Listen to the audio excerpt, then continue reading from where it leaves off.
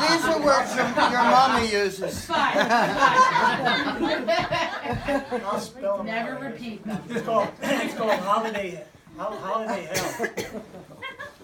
I always worked on Christmas. Well, not always, since I was about 13. My father had this home maintenance business, which meant we cleaned up after rich people and fixed things in their homes. There was always a lot to do around Christmas, including selling trees out in front of the little hole-in-the-wall storefront. We had this one special customer who got this special 50-foot tree every year. On Christmas Eve, after his kids went to bed, my brother-in-law, the cop, Joe Glosh, short for Gloshinsky, and me would drive up with the tree and put it up in the middle of the swirling kind of Hollywood staircase, wiring it to the banister here and there until we got it steady and solid, ready for the silver dollar tip we always got. My brother-in-law would always wonder why the best tree we ever saw always went to a Jew who didn't even believe in Christmas, right? Then he'd drop me back at the store and go home while I waited there alone, just in case somebody might be waiting till the last minute to buy a tree. Usually no one was, and when it turned midnight, I could call the local orphanage, and they'd come by for whatever we had left, which my old man would let me give them for free. And then I could walk or hitchhike a few miles home. It was actually a mile, but Poetic license. Well, I wrote it when I was much younger, and I remembered it as that. I hadn't moved back here yet. It was just all memories. When we were little, my sisters and I would exchange our gifts before we fell asleep because we all lived in the attic together. The coolest thing was waking in the morning with this sound like crunchy paper and realizing it was our stockings at the foot of the beds that my ma had always somehow got up there without us catching her. And we'd get to open up all our stocking stuff before we woke the rest of the folks. Our other brothers, our older brothers, and grandmother, and the boarder, Jack. It's a 3-bedroom house with all these fucking and Jack and our mom and dad.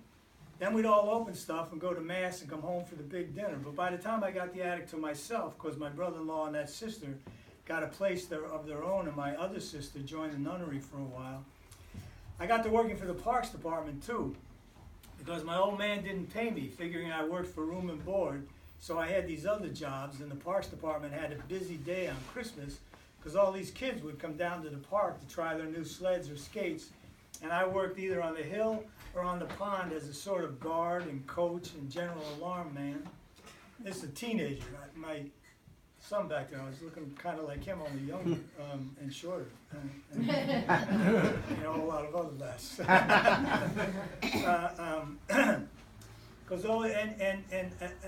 I used to love seeing a wreck on the hill. The kids would run into each other with the sleds. So I could slide down the snow on my engineer boots, the kind motorcycle dudes wear now, showing off my teenage skill and balance for the teenage girls who might be watching. I don't remember ever falling down. In truth, something I was totally confident about. Now that I think about it, I guess working on Christmas wasn't so bad, even though I always felt kind of sad anyway, especially after I started dating black girls and knew I couldn't take them home or share the holidays as much with them. But there was always something sad about Christmas anyway, once you were over 5 or maybe 10. How could it ever live up to your expectations again? I also dug being a working guy though, Even today, when I see young working guys going by in the backs of pickup trucks, I catch their eye and feel like I know what's going through their heads because of what was going through mine, which was, any time now I'll be out of this. A big star, a wheeler dealer, or intellectual, anything that means the kind of success you couldn't guess when you looked at me here under these conditions, because now I'm a mystery to you. You don't know who I am. You think you can categorize me, but you got no idea who I might be someday, or the richness of the life I live inside. And you'll never know what it's like to be as cool as I sometimes feel when you look at me and see a guy from some kind of ethnic mystery you can't comprehend except in the most simplistic terms, and who is so free he can work in public and get dirty and sweat and wear his hair greasy and his t-shirt rolled, and know you would never mess with him unless you're a woman and get a whim to find out what it's like to give a piece of ass to someone from the working class. I had to say it because of the rhyme. I dug the kind of coolness of it, of knowing I was a lot more than these ordinary citizens could comprehend. That I could be sexy in ways their men were too restrained to be. That I could be threatening in ways their men would be too frightened to be. That I could get down and dirty and not give a fuck what I look like in public, even though I knew I looked cool. That I could be inside a life and world they could never even guess the intensity and romanticism and pure exhilaration of, because it didn't depend on material goods and worldly success, but on loyalty and honesty and standing up for yourself and all the rest of your kind when you were put to the test. Hell, I used to love looking back into their eyes and thinking someday they'll be so surprised to find out what was going on in my head when I put it in a book or on film or tell them about it in their bed.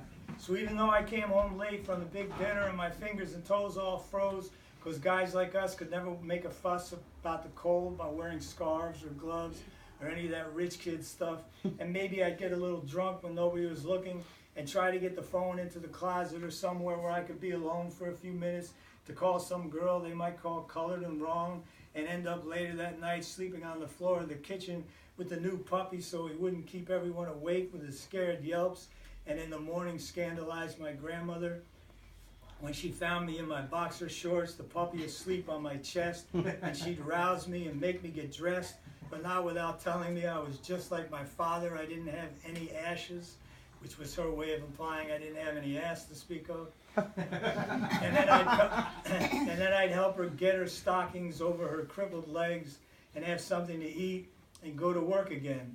Maybe this time on the pond, where I'd get to slide across the ice to rescue stumbling teenage girls while Earth Angel or Blue Christmas blared over the loudspeakers and in my heart, knowing for sure I was going to be part of some important history, and I was, and still am.